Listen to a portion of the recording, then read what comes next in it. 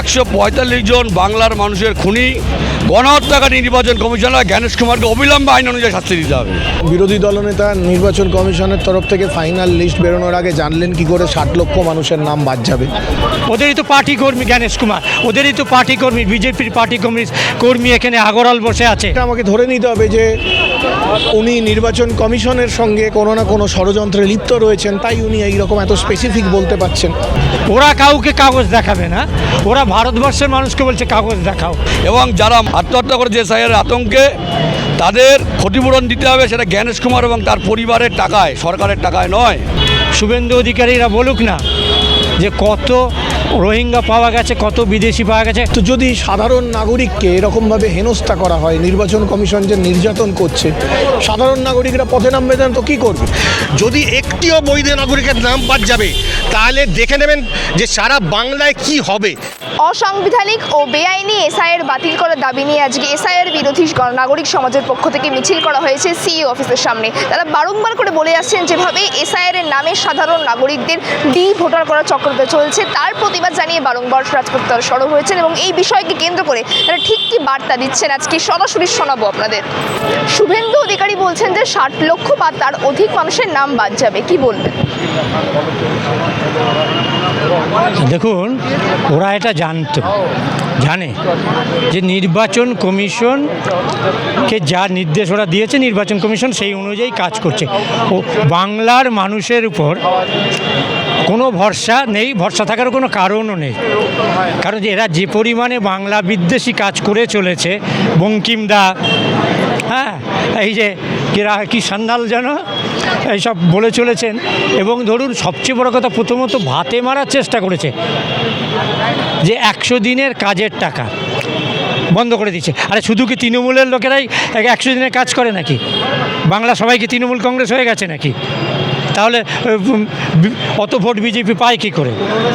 তো টাকা বন্ধ করা মানে কি? বাংলা, এবং সেদিন তো পার্লামেন্টের হিসেবেই বলেছে 77টা জেলার সম্পর্কে অভিযোগ কেন্দ্রীয় সরকারের কাছে গেছে। একমাত্র পশ্চিমবাংলায় 100 দিনের টাকা বন্ধ করেছে, বাকি জায়গায় তদন্ত করার জন্য টিম পাঠিয়েছে। এবং বাংলা ভাষায় কথা বললে দেখেছেন যে জুয়েল রানাকে উড়িষ্যায় উড়িষ্যায় পাওয়া ক্ষমতায় এসছে বিজেপি, প্রথম তারা কাজ করলো বাংলা বিদ্বেষী কাজ, জুয়েল রানাকে পিটিয়ে মেরে দিল এবং বলল যে এখানে উড়িষ্যায় থাকা চলবে না। রাজস্থানে, হরিয়ানায় সর্বোচ্চ বাংলাভাষী বাংলায় কথা বললেই তাদের পিটিয়ে মারছে। হ্যাঁ, তো এই বাংলা বিদ্বেষীর জায়গা থেকে তারা জানেন যে বাংলার মানুষ সুযোগ পেলেই তাদের বঙ্গোপসাগরে ছুঁড়ে ফেলে দেবে। তো স্বাভাবিকভাবেই তারা চাইছে বাংলার মানুষকে কষ্ট দিতে। প্রথমত ভাতে মারার চেষ্টা করেছেন, তারপরে হাতে মারছেন। বিভিন্ন রাজ্যে বাংলার মানুষ যারা কাজ করতে যাচ্ছেন তাদের হাতে মারছেন, পিটিয়ে মারছেন। এইবার নাগরিক অধিকার কেড়ে নিয়ে ষড়যন্ত্র করছেন। কারণ জানেন যে বিহারে 80 লক্ষ ভোটারের নাম যদি বাদ না দেয়া হতো তাহলে বিজেপি বিহারে পাওয়া ক্ষমতায় আসতে পারতো না, নীতিশ কুমারের মুখ্যমন্ত্রী হওয়া যেত না। ফলে বিহারের কথা বলছেন, অন্যদিকে বিজেপি বলছে পশ্চিমবঙ্গেও তারা নাকি 200 পার করবেন। এখন এই দুঃস্বপ্ন দেখছেন নাকি? এই দুঃস্বপ্ন দেখছেন, নেতারা দেখছেন, নেতারা জানেন যে এই দুঃস্বপ্ন কোনোদিন স্বপ্নে পরিণত হবে না। এটা খুব ভালো করেই জানেন যে বাংলার মানুষকে পেটাবো, বাংলার মানুষের ভোটাধিকার কেড়ে নেবো, বাংলার বাইরে গেলেই, দিল্লিতে গেলে, বোম্বেতে গেলে পিটিয়ে দেবো, ডেড বডি প্যাক করে পাঠিয়ে দেবো, আর সেই বাংলার মানুষ ওদের ভোট দেবে? একজনও বাংলার মানুষ ভোট দেবে না। এবং এই যে 1.5 কোটি বাংলার মানুষ, তার মধ্যে হিন্দু মুসলমানদেরও টার্গেট করেছে, কিন্তু প্রচুর হিন্দু মানুষ দেখবেন যাদের ছবি বেরিয়েছে। এই যে 145 জন যে খুন হয়েছে বিজেপির নির্বাচন কমিশনের হাতে, তার বড় অংশ হিন্দু মানুষ। এই 1.30 লক্ষ মানুষকে যে লজিক্যাল ডিসক্রিপেন্সির নাম করে দিনের পর দিন রাস্তায় লাইনে দাঁড় করিয়েছে। বিজেপিতে প্রকাশ্যে বলছে আমরা হিন্দুদের টার্গেট করছি না, আমরা যারা রোহিঙ্গাদের টার্গেট করছি। বিহারে তো একই কথা বলেছিল। বিহারে কতজন রোহিঙ্গা পাওয়া গেছে? 58 লক্ষ প্রথম খসড়া তালিকায় নাম বাদ গেছে। শুভেন্দু অধিকারীরা বলুক না যে কত রোহিঙ্গা পাওয়া গেছে, কত বিদেশি পাওয়া গেছে।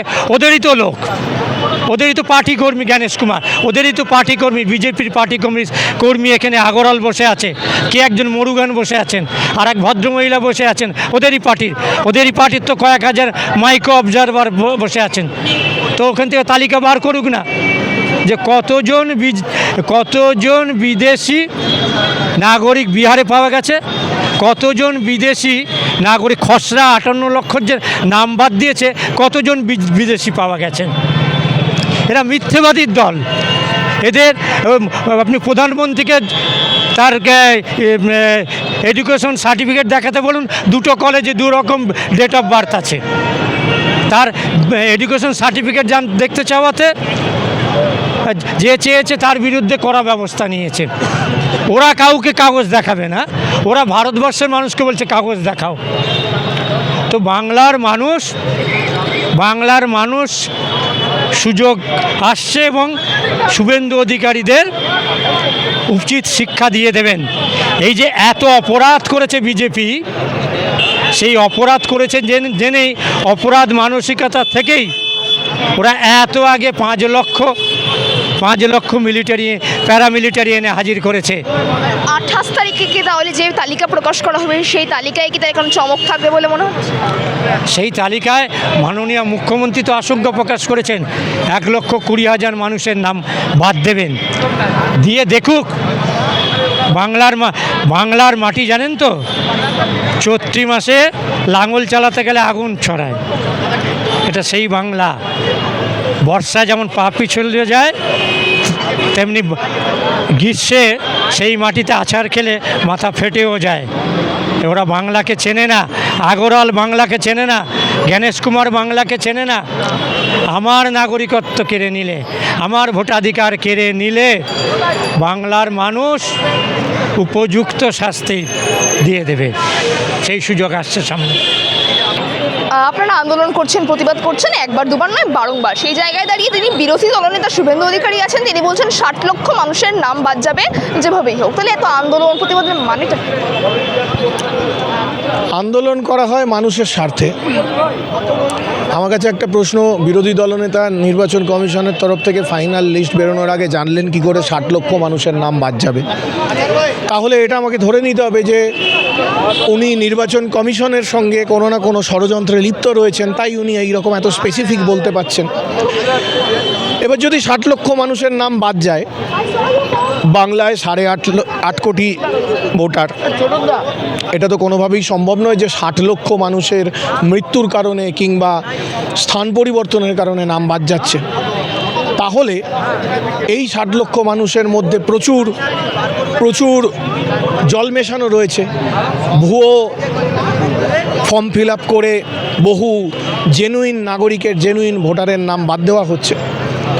তো যদি সাধারণ নাগরিককে এরকমভাবে হেনস্থা করা হয়, নির্বাচন কমিশন যে নির্যাতন করছে, সাধারণ নাগরিকরা পথে নামবে না তো কী করবে? আমরা যারা গণ আন্দোলন করি তারা তো জনগণের কথাই বলি, সেই কারণের জন্যই জনগণ আমাদের সঙ্গে পথে নেমেছে। আমরা গণ আন্দোলনকারী যারা রয়েছি আমরা পথে নেমেছি, বিজেপির এই অন্যায় চক্রান্তের বিরুদ্ধে লড়াই করার জন্যই পথে নেমেছি। মানুষের একটা ভয়েস তো তুলতে হবে, তা না হলে তো ওরা বুলডোজার চালিয়ে দেবে, যেমন ওই উত্তরপ্রদেশে চালানো হচ্ছে। শুনুন,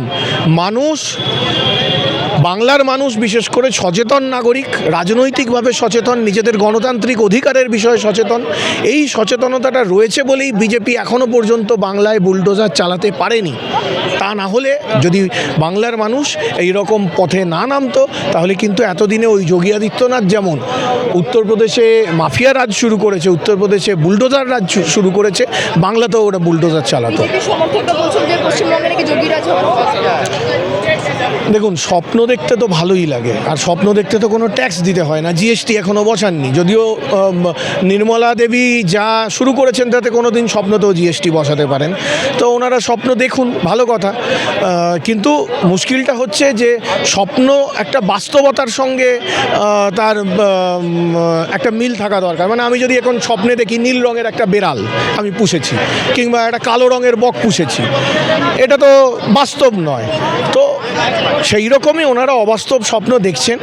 এরকম স্বপ্ন না দেখলে বা স্বপ্ন না দেখালে এই যে কিছু লোককে 2 টাকার বিনিময়ে একটা পোস্ট করানো হচ্ছে, বা 50 টাকার বিনিময়ে এই ভুয়ো ফর্ম 7 জমা করে সাধারণ নাগরিকদের হেনস্থা করা হচ্ছে, নাম বাদ দেওয়ার চেষ্টা করা হচ্ছে, এই জিনিসগুলো তো তারা নির্বাচন পর্যন্ত টেনে নিয়ে যেতে পারবে না, নির্বাচন পর্যন্ত গণ্ডগোলগুলো পাকাতে পারবেন না। তাই এইসব স্বপ্ন ওনারা দেখাচ্ছেন। স্বপ্ন দেখুন, নির্বাচনটা আসুক, ওনাদের স্বপ্ন একদম ভেঙে খান খান হয়ে যাবে। আমাদের প্রধান দাবি বেআইনি এবং অসাংবিধানিক এসআইআর বাতিল করো। 145 জন বাংলার মানুষের খুনি গণহত্যাকারী নির্বাচন কমিশনার জ্ঞানেশ কুমারকে অবিলম্বে আইন অনুযায়ী শাস্তি দিতে হবে, এবং যারা মারা গেছে আত্মহত্যা করেছে এসআইআর আতঙ্কে তাদের ক্ষতিপূরণ দিতে হবে, সেটা জ্ঞানেশ কুমার এবং তার পরিবারের টাকায়, সরকারের টাকায় নয়। আমরা বারবারই দাবি করছি জ্ঞানেশ কুমারের সার্ভিসের যা টাকা পয়সা আছে সেইগুলো দিয়ে তার পারিবারিক সম্পত্তি ঘরবাড়ি বিক্রি করে এই 145 জন মানুষকে যাদেরকে খুন করেছে জ্ঞানেশ কুমার তাদের ক্ষতিপূরণ দিতে হবে। এই দাবিটা আমরা আজকে নির্বাচন কমিশনে অভিযান করছি। ক্ষতিপূরণ দিতে হবে, কিন্তু অন্যদিকে আমরা দেখতে পাচ্ছি যে 28 তারিখে চূড়ান্ত তালিকা প্রকাশ হবে এসআইআর।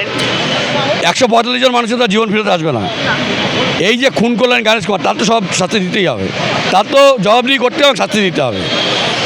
তালিকা প্রকাশ হয়ে যাবে, চূড়ান্ত তালিকা প্রকাশ হবে, লড়াই করে আমরা জিতবো, সব ঠিক আছে, কিন্তু আমাদের এই দাবি যে 145 জন মানুষকে এখনও আজ পর্যন্ত 145 জন বাংলার মানুষকে জ্ঞানেশ কুমার খুন করেছে, তার শাস্তি চাই আমরা। কোনো আরএসএস, কোনো বিজেপি, কোনো অমিত শাহ জ্ঞানেশ কুমারকে রক্ষা করতে পারবে না। বিজেপিকে বলা হচ্ছে 60 লক্ষ মানুষের নাম বাদ যাবে। দেখুন, বিজেপির অনেক কথা বলবেই, কারণ ওরা পশ্চিমবঙ্গ ইলেকশন জিততে চায়। ফ্যাসিস্টদের যা কাজ, ফ্যাসিস্টদের কাজের তারা অনবরত ষড়যন্ত্র করে, ষড়যন্ত্র করতেই থাকে। একটা ষড়যন্ত্র ব্যর্থ হয়, আবার একটা করে, এটা একটা ষড়যন্ত্র। প্রথমে বলছে 1.5 কোটি, এখন বলছে 60 লাখ, আরও কমবে, আরও কমবে। লড়াই যত চলবে, ভোটার তালিকায় ভোটারের নাম আরও বাড়বে, আর বিজেপির মুখ আরও ছোটো হবে, মুখ কালো হবে। শুভেন্দু অধিকারী দাবি তুলছেন যে 60 লক্ষ মানুষের নাম বাদ যাবে 28 তারিখে, কি বলবেন তার? আমি আপনাকে জিজ্ঞেস করছি 60 লক্ষ কোন মানুষের নাম বাদ যাবে? কোন মানুষের নাম বাদ যাবে আপনি বলুন না। কোন মানুষের বৈধ নাগরিকের নাম বাদ যাবে? উনি কি বলতে চাইছেন? যদি একটিও বৈধ নাগরিকের নাম বাদ যাবে তাহলে দেখে নেবেন যে সারা বাংলায় কি হবে। সারা বাংলায় আমরা যেভাবে বসবাস করি, যেভাবে বাংলার মধ্যে যে একে অপরের সঙ্গে যে ভ্রাতৃত্ববোধ আছে, যে ঐক্য আছে, যে বাংলার কালচার আছে, যেভাবে আমরা একসঙ্গে সব কিছু, আপনি পার্বণ বলুন, যে ঈদ বলুন, আর বাকি সব জিনিস বলুন, যেভাবে বাংলার মানুষ যেভাবে ঐক্যবদ্ধভাবে এটাকে পালন করে, সারা পৃথিবীর বুকে এটা একটা উদাহরণ। বাংলার কালচারকে উদাহরণ সহ লোকে দেখায় যে এই বাংলার মধ্যে কিভাবে লোক বসবাস করে। এত ভালোবাসা আমার এই দেশে, মানে ভারতবর্ষে যদি আমি যদি একটা আপনার সামনে একটা তৈরি করি, একটা নকশা, ভারতবর্ষে কি সুন্দর আমার ভারতবর্ষ। আপনি ঘুরে বেড়ান এই আমের গাছ, প্রত্যেকটা আমের গাছে মুকুল হয়েছে। সারা সারা সারা ভারতবর্ষের মধ্যে আম বাগান, কি সুন্দর ভারতবর্ষ। ভ্রাতৃত্ববোধের কথা বলছেন, সেই জায়গায় দাঁড়িয়ে শুভেন্দু অধিকারী তো বলছেন যে বলতে দিন, ভারতবর্ষের যে সৌন্দর্য, ভারতবর্ষ সৌন্দর্য কিসে আছে? এই নদী নালা, পাহাড়, জঙ্গল, যেভাবে সুন্দরবন, এর সাথে সাথে ভারতবর্ষের মানুষ, আমরা তো একই মানুষ। তো আপনি, আমি, ইনি, মুসলিম, হিন্দু, শিখ, জৈন, সবাই তো একই, খ্রিস্টান, সবাই তো একই মানে একই পদ্ধতিতে আমরা তো জন্ম নিয়েছি। হ্যাঁ, কেউ কি আলাদা পদ্ধতিতে জন্ম নিয়েছে? হ্যাঁ, তাহলে আমাদের মধ্যে ভেদাভেদ কোথায়? কিন্তু ভেদাভেদ সৃষ্টি যারা করছে, যে বিজেপি আরএসএস যেভাবে মরিয়া হয়ে গেছে, যেভাবে পাগল কুকুরের মতো বাংলাকে অচল করার চেষ্টা করছে, বাংলার মধ্যে, বাংলার মানুষের মধ্যে ভাঙন সৃষ্টি করার চেষ্টা করছে, বাংলার মানুষ কোনোদিন এটা মেনে নেবে না। আপনি মনে করছেন বাংলার মানুষ এটা মেনে নেবে? বাংলার মানুষ কি বোকা? বাংলার মানুষ মাছ খায়, বাংলার মানুষ সব থেকে বুদ্ধিমান মানুষ। সারা ভারতবর্ষের মধ্যে বাংলার মাছ খেকো মানুষ যারা আছে, মাছ ভাত যারা খায়, সব থেকে বুদ্ধিমান মানুষ। আমাকে এটা বলতে হবে কি? ওই আপনি শুভেন্দুকে এটা বলে দেবেন যে পাগল হয়ে গেছে, পাগলামি করছে, ওর বক্তব্যের কি কোনো জবাব, ওর কথার কি কোনো জবাব দেওয়া উচিত? কোনো পাগলও জবাব দেবে না শুভেন্দু অধিকারী। আপনি সৌভাতৃত্বের কথা বললেন, কিন্তু অন্য জায়গায় দাঁড়িয়ে শুভেন্দু অধিকারী যে ভারতবর্ষের যে বসবাসকারী মুসলিম সম্প্রদায়কে বলছেন রোহিঙ্গা, কি বলবেন এই রোহিঙ্গা কারা? দেখুন এই কথাটা আমি শুরু করছি অমিত শাহের ক্রোনোলজি থেকে। ক্রোনোলজি আপনি মানে এইটা আবার নতুন করে শুনেছে মানুষ।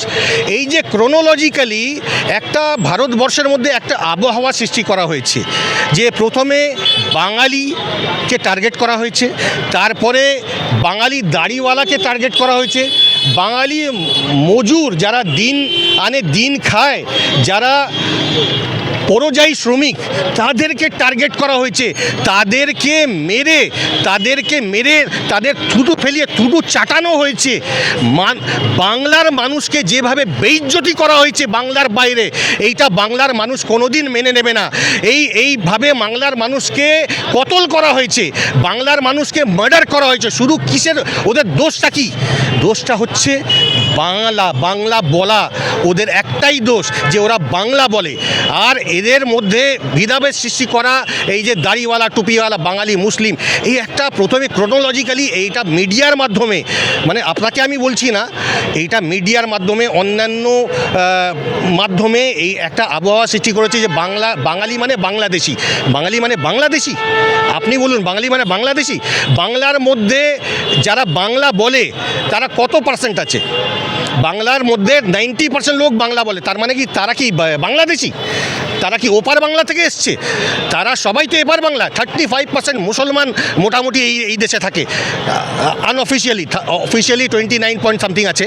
কিন্তু আপনি কি সেই মুসলমান বাঙালিকেও আপনি বাংলাদেশি বলবেন? আর সারা পৃথিবীতে 40 লক্ষ শুধু রোহিঙ্গা থাকে, 40 লক্ষ। তো 1 কোটি 1.5 কোটি রোহিঙ্গার ব্যাপারে উনি যে বলছেন, এটা পাগলামি না? সারা পৃথিবীতে মানে সারা পৃথিবীর যদি রোহিঙ্গা যদি বাংলায় চলে আসে, তাতেও তো মানে 1/3 হবে না। তাহলে কি করে বলছে? মানে এটা একটা আবহাওয়া সৃষ্টি করার চেষ্টা করা হচ্ছে, যে যেভাবে খাওয়ানো যেতে পারে, যেভাবে এই ভ্রাতৃত্ববোধকে, এই কমিউনাল অ্যাঙ্গেল হেট্রেড যাকে বলে, এক মানুষের মধ্যে ভেদাভেদ সৃষ্টি করার জন্য বাংলার মানুষ কোনোদিন মেনে নেবেন। আমি জানি আমার বাংলা মানে সুন্দর বাংলা, আমার বাংলা মানে পিসফুল বাংলা, আমার বাংলা মানে ভ্রাতৃত্ববোধ যেখানে তৈরি হয়, প্রত্যেক দিন ভ্রাতৃত্ববোধ মানে জন্ম নেয় এইখানে। আমার বাংলা মানে এই বাংলা যে সারা ভারতবর্ষের মধ্যে ভ্রাতৃত্ববোধ শেখায়, সারা পৃথিবীর মধ্যে এই বাংলার কালচার সবথেকে বেশি উদাহরণসহ ব্যবহার করা হয়, যে আমরা বাঙালিয়ানা যে কালচারকে বজায় রেখেছি, আমরা বাঙালিয়ানা যে ভ্রাতৃত্ববোধকে বজায় রেখেছি, আমরা বাঙালি যেভাবে একে অপরের সাথে মিলেমিশে বসবাস করি, এইটা হলো আসল বাংলা। এই বাংলার উদাহরণ সবাই দেয় সারা পৃথিবীর মধ্যে।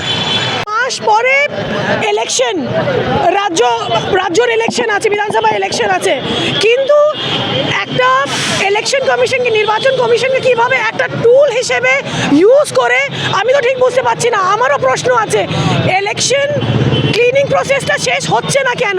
এই লজিক্যাল ডিসক্রিপেন্সিজ হিয়ারিং প্রসেস শেষ হচ্ছে না কেন? আপনাদের কাছে কি পুরো 28 তারিখে পুরো clean up to date list প্রকাশিত আপনারা করবেন?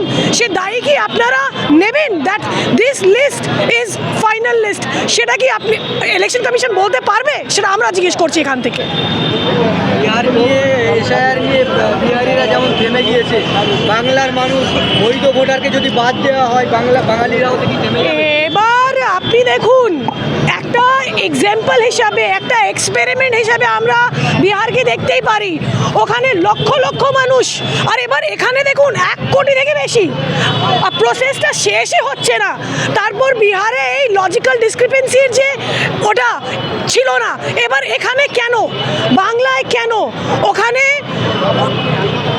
15,000 টাকা করে 10,000 টাকা মহিলাদেরকে দেওয়া হয়েছে ঠিক ইলেকশনের আগে, কিন্তু ইলেকশন কমিশন কিচ্ছু করলো না।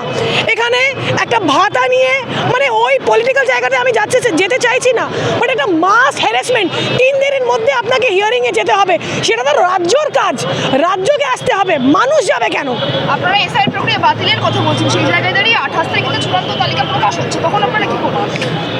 সেটা তো আন্দোলন তো করেই যাচ্ছি, প্রতিবাদ তো করেই যাচ্ছি, ইলেকশন কমিশনের বাইরেই করছি, কিন্তু ওনারা পেটে